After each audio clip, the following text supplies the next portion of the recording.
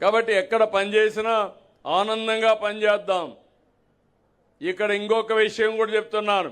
నేనేదో అక్కడ 40,000 మంది ఉద్యోగాలు వస్తాయంటే మీరందరూ ఆ 40,000 మాకు ఇస్తారు కాబట్టి మేము చదువుకోకపోయినా పర్వాలేదు, పని చేయకపోయినా పర్వాలేదంటే ఉద్యోగాలు కాదు, ఇండస్ట్రీ కూడా రాదు.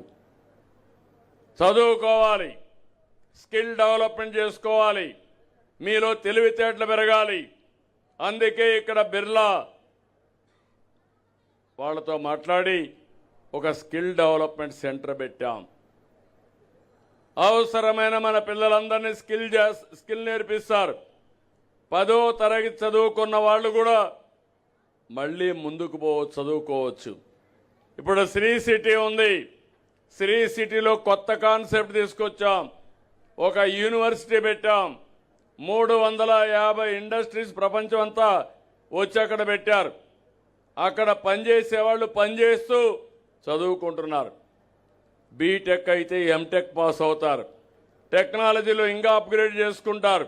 దానివల్ల ఉద్యోగాలు కూడా ప్రమోషన్లు వస్తాయి, కొత్త కొత్త అవకాశాలు వస్తాయి, ఆదాయాలు పెరుగుతాయి. ఇలాంటి కొత్త కాన్సెప్ట్ కూడా శ్రీకారం చుట్టాం. ఈ విషయం కూడా మీ అందరి క్లారిటీ ఉండాల్సిన అవసరం ఉంది. ఇంకొక పక్కన మీరందరూ ఒకసారి చూస్తే ఇక్కడ ఒక గెస్ట్ హౌస్ కూడా కడుతున్నాం.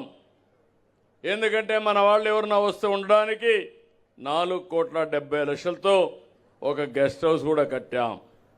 కృష్ణగిరి సర్కిల్ దగ్గర ఎవరైనా చనిపోతే బేషరతుగా గౌరవప్రదంగా అంత్యక్రియలు చేయాలనేది నా అభిప్రాయం. పుట్టినప్పుడు ఆనందంగా ఉంటాం, స్వాగతిస్తాం, పండగలు చేసుకుంటాం. కానీ చనిపోతే మాత్రం